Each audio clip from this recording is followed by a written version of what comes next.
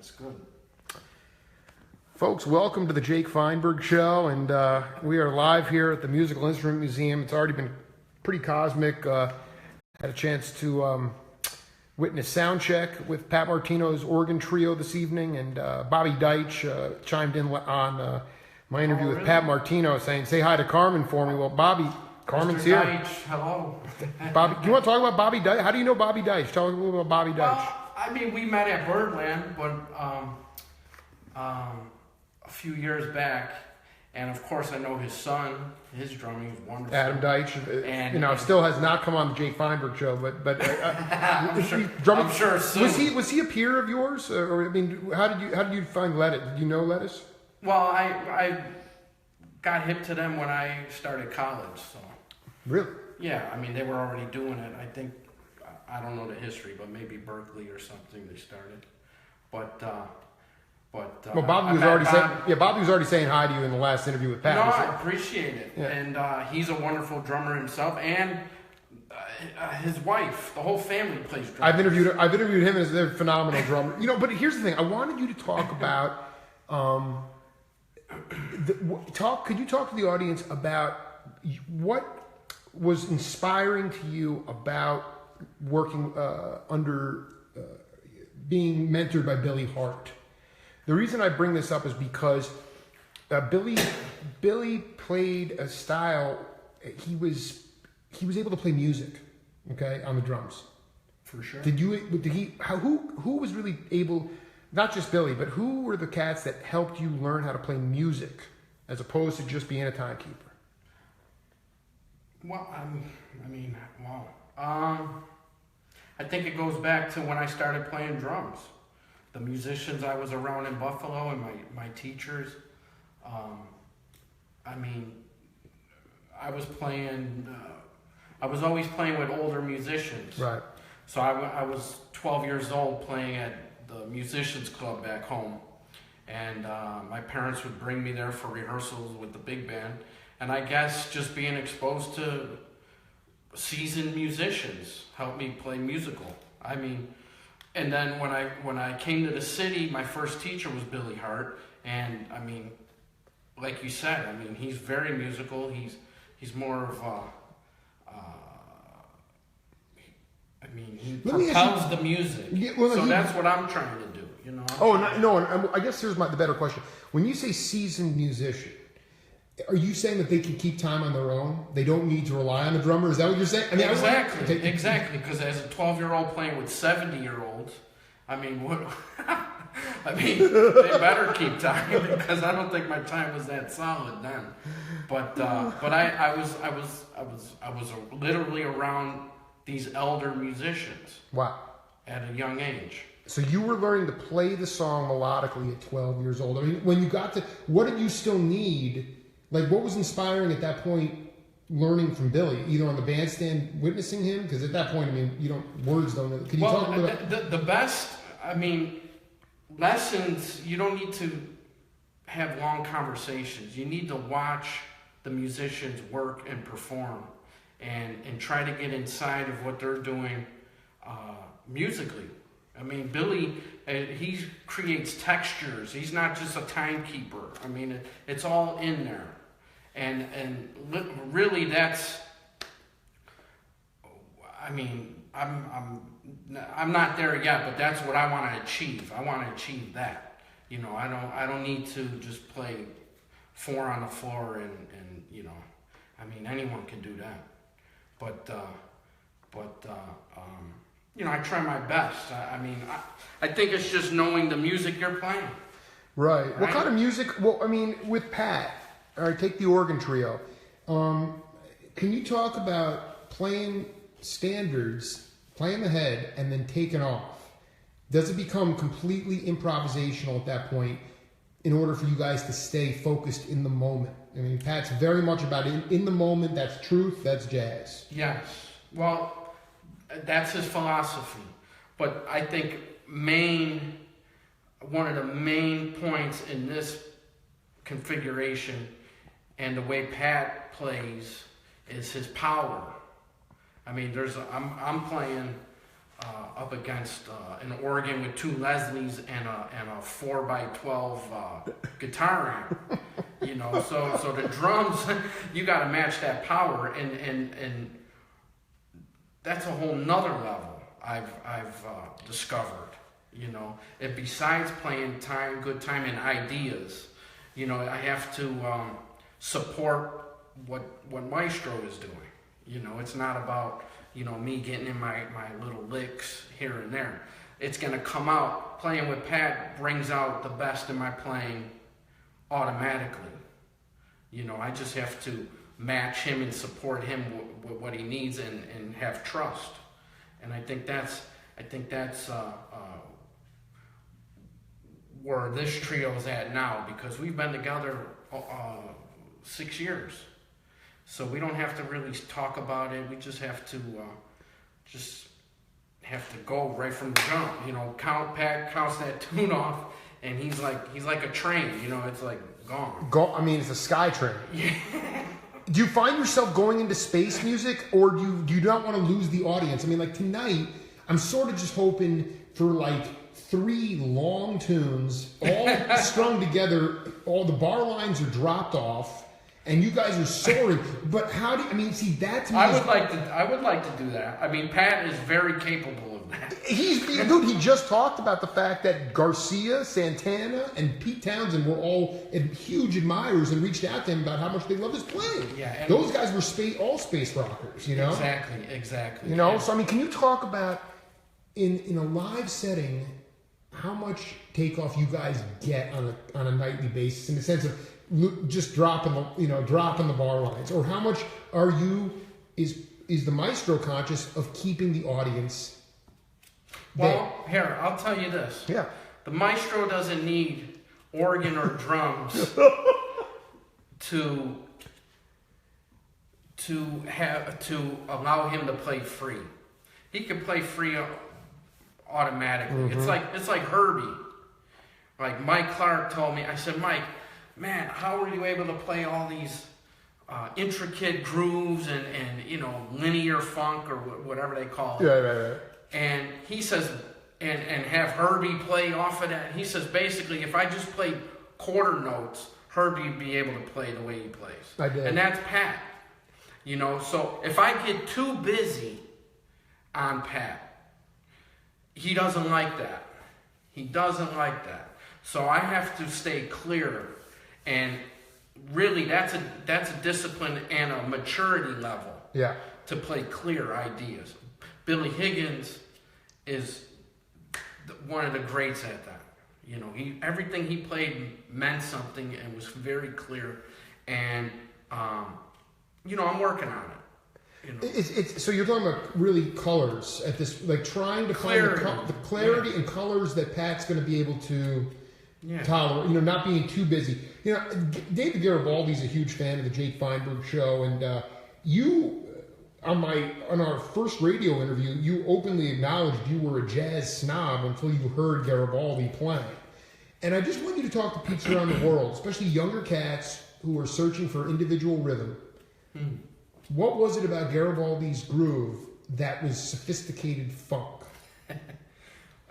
I mean, it's basically not. I mean, it was very intricate ghost notes. Ghost notes. You know, yeah. I mean, rudimental paradiddles. I mean, it's like, it blew me away. It's like all the limbs are playing something different. You know, linear. You know, and it's grooving like crazy. It's deep pocket.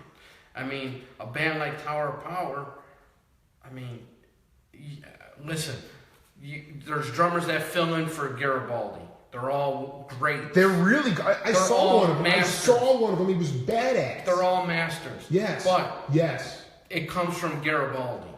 You know, he's the source. Yes, he set the groundwork, and that band has its natural feeling and groove when he's behind the drums.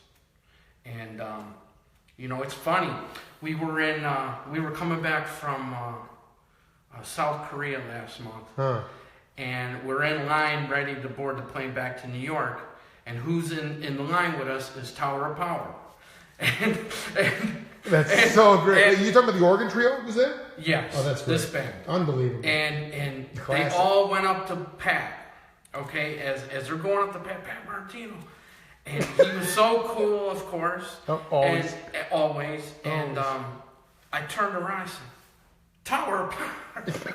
and the drummer at the time, Herman Matthews, beast.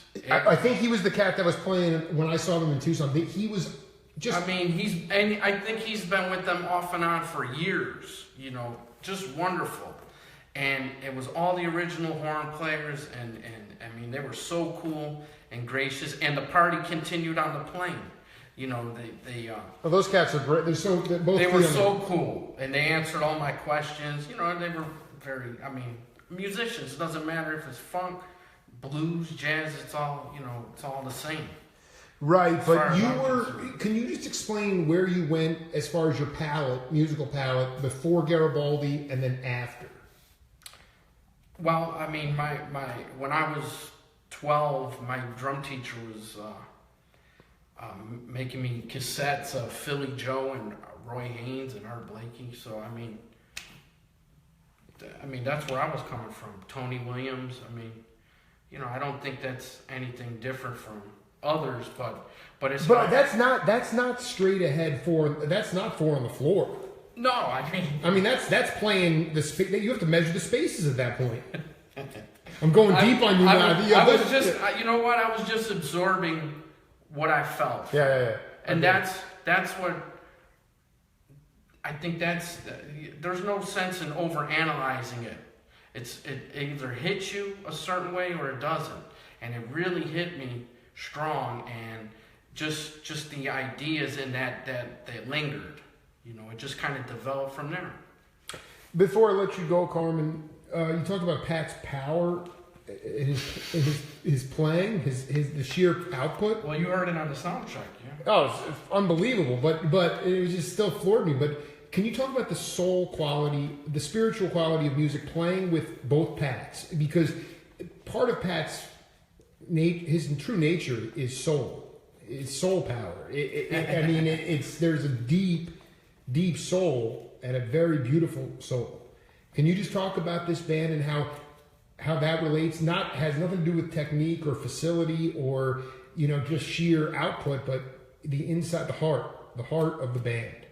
Well, the heart of the band really comes from being a family, I believe. How can you be a fan? Can you talk about that? Well, I mean, ordering food together. We do that a lot. Like any band should, you know. Eat together. A lot of, yeah. I mean, just being together. Yeah. You know, I've been in bands and traveled with groups that, you know, everyone's on their own, and that's cool. But when you come together and you look out for each other, it propels the music. I think you're able to communicate, have trust, maybe trust, conversation. It's all that all translates to making music. Like Elvin said when he was with Train, that the way they were able to make the music on that high level, like you would die for one another, you know. That's how serious it can be, and once it gets to that point, when you have that love for each other, the music, I mean, it just blossoms. So I think that's, you know, if you can achieve that, hey, you can't put a price on that. I'm going to ask you a question. A lot of people might think it's bizarre, but we're both fathers. Have you been able to become more comfortable being yourself on the drum kit since fatherhood? I'm just curious if because I don't know, when my daughters were born, I became much more childlike. So that the fact is I can keep time now. I'm not professional. I'm not a professional timekeeper, but it dropped a lot. I'm just wondering how it's affected you as a musician and entertainer. I think I've come to. I mean, I'm self-critical, but I come to accept where I am because I'm a father first, then a musician. So I want to be a great dad. Oh, amen. You know, and I still want to be a great drummer, and I'll always strive towards that. But I'm not stressing about it. It's going to happen as much as I work hard. The more I work hard and develop, I trust that it will happen. It will blossom. But I don't let that get in the way of being a father. This trip just started, and I already miss my family.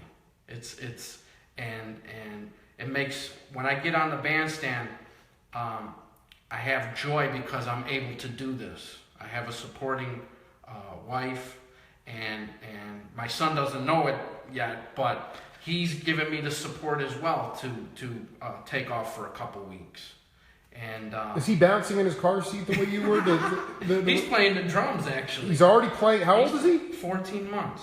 He's playing so you haven't dropped him, put him up on the. He can sit by himself on the. Well, he can't sit up yet. I hold him, but he's playing the drums. Unbelievable. He's playing single strokes and double strokes. Okay, but I didn't pick up a stick till I was 4 years old. Rick Marotta didn't pick up any sticks till he was 19 years old. God. Man. You know, he was just a dancer, man. You know, his family danced. That's why he grooves like that. Exactly. They were at the. They were up in Harlem. The question is, do you want to be a leader? I have a record out, and I do want to become a leader. It's just you have a record out as a leader. I do have a record out, and I've spent a little time promoting that and trying to be a leader. But at the same time, I'm also a drummer that supports bands. I would make the argument after 1,000 interviews that drummers are the leaders of bands. Well, okay? we are. I mean, you can't have a strong band with a weak drummer. But as far as branching out on my own, right, Carmen, Intorre trio or whatever, you know, it will happen one day. Yeah. What would be the dream configuration? I'm curious.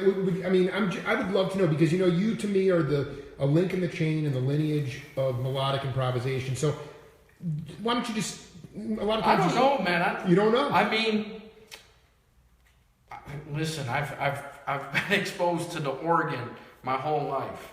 I've played with almost all the organists. There's a lot I haven't played with. So if you're out there, give me a shout. You play with Lonnie. You play with Joey. You play with Ruben Wilson. Joe Bag. No. Wow, that cat. No, but I'm gonna do some with Duke Jethro. Wow. And he's still alive. So. What was it? Can you talk, if at all, about why playing with the B3 was this? I mean, that's a lost instrument. Well, listen, that was my parents. My dad bringing me to clubs in Buffalo. Right. They always had an organ in the joint, and we played Mr. Magic and stuff like that. I mean, Lonnie's from Buffalo. Ronnie Foster. I didn't know that. Joe Madison was a great organist. Ronnie Foster. Papa John DeFrancesco from Niagara Falls. So, I mean, it's a big organ town. So I was exposed to that, I guess, at an early age, which kind of stuck with me. The rhythm is different than a percussive piano. I mean, you playing bass pedal. I mean, I mean, the drums, playing with Joey, I didn't have to play strict time, loose. And time was loosened. That's how I learned. I loosened. The organ is unique in that way. It's not like a bass and you have that point on the note. You have like sound. You can jump on that sound, on that bass vibration, and you just get in there. Elvin. Look at Elvin with Larry Young. I mean, that's what I want to get to. But my so you would want you want maybe what kind of horns would you want? I don't know, man. Or? My band, I'd like to have like some out stuff, some out keyboards. I always wanted to play with Joe Zawinul. Wow. So I want to I want to play keyboards, organ, bass, guitar, no horns, vibes, all percussion. Yeah, and I don't know how I'll pay for all that. I still have to play for free. Yeah, man. Honestly, just kidding. Make sure you play some serious blues, some funky blues tonight, man. Thank Carmen and Tori, thank We you. will, Thank we you for being will. part of the program, Thanks, man. Jim. Cheers, brother. Cheers. All right. It's not little. Yeah. We'll be back later.